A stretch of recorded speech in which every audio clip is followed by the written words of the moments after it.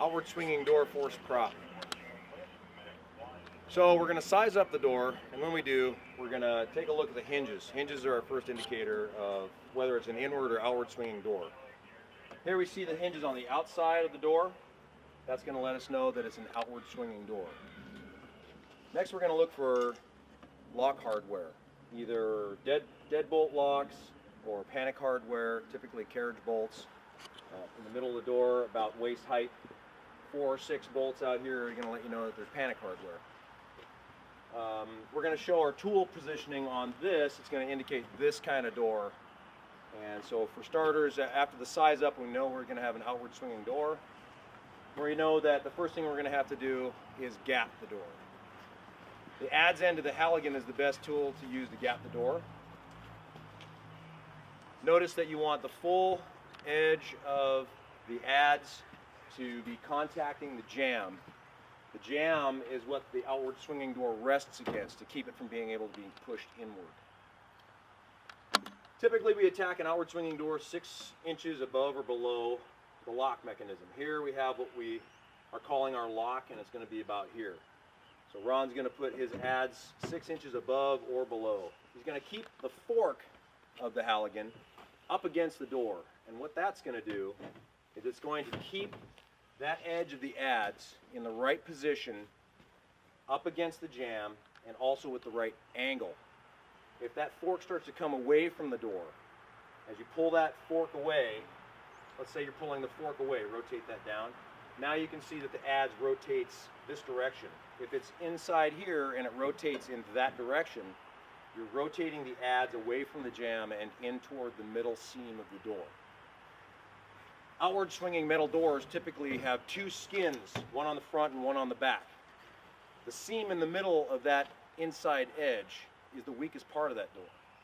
If that adze contacts that edge where that seam is and is rotated out and then moved up and down in order to try to gap, that's when that seam's going to split and you'll ruin the integrity of the door and make it very difficult to get to that back edge skin.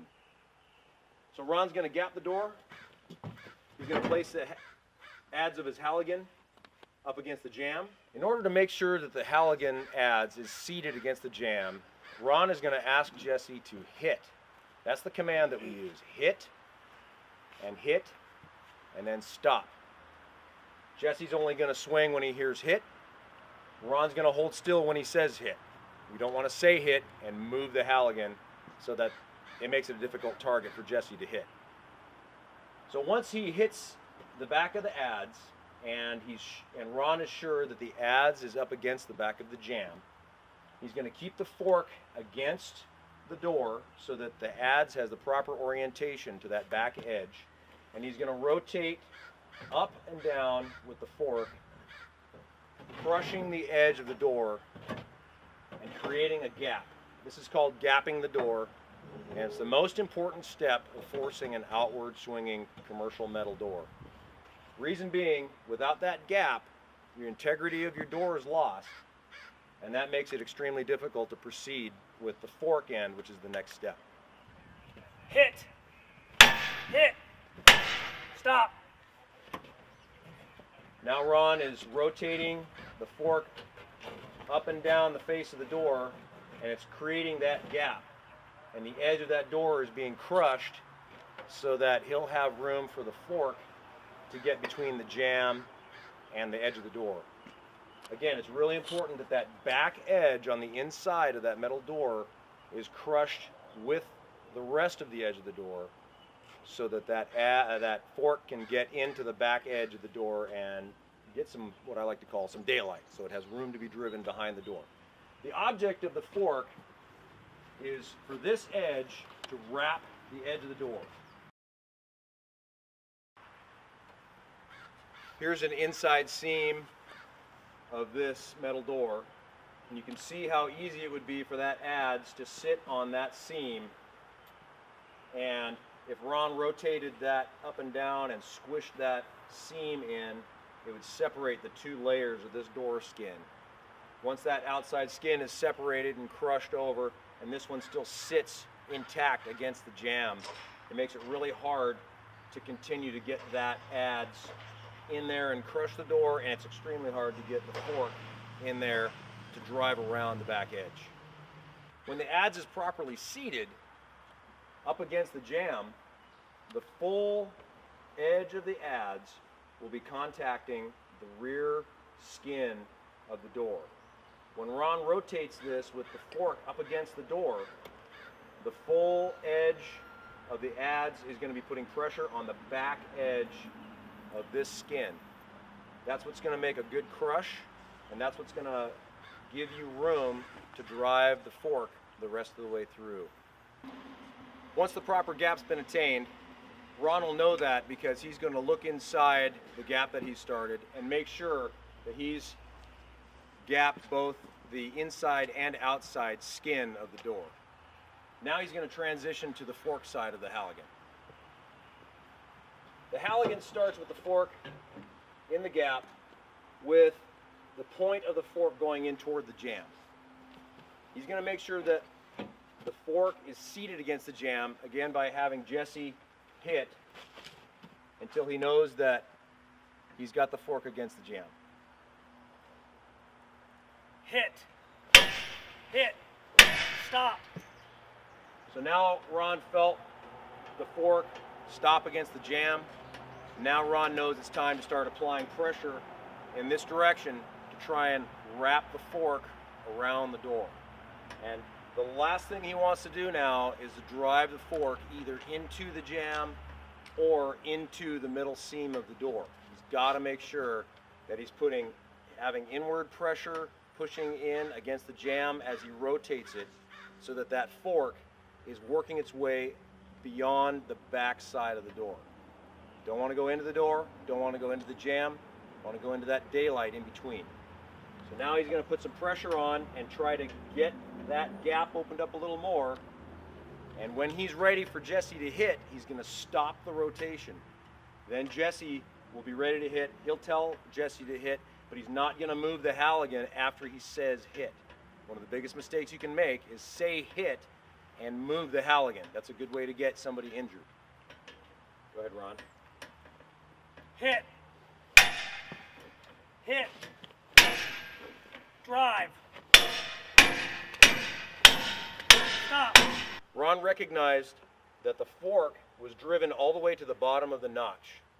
That's an excellent landmark to have to let you know that the fork is driven far enough beyond the back side of the door so that you can start to pry. Prying too soon may cause you to damage the skin or the seam of the skin too far, and you may drive the fork all the way into the door. Now that the fork is driven down to the bottom of the notch, Ron knows that his landmark has been reached, and it's time for him to start rotating the Halligan over so that he can pry the door open. Go ahead. Okay. Ron's prying on the door. Outward swinging metal doors often will deform without actually the lock failing.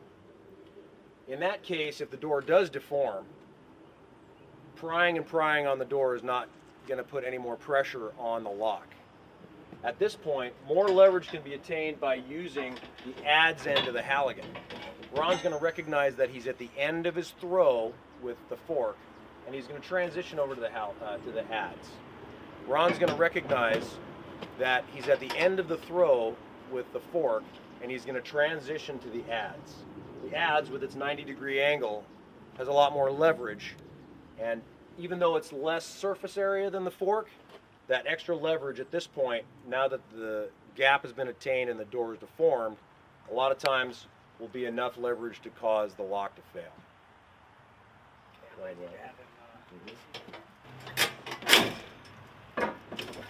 Remember, the evolution's not over until the Halligan man has controlled the door. If there was fire, heat, or smoke on the other side of the door, it's really important for that Halligan guy to control the door to protect his axeman and protect himself.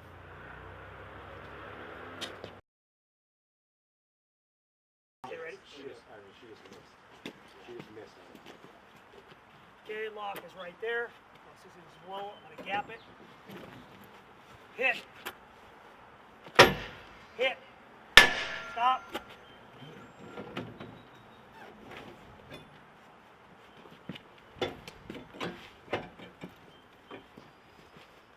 hit, hit, hit, drive,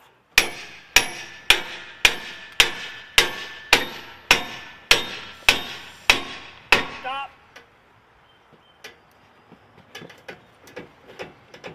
okay, so reset.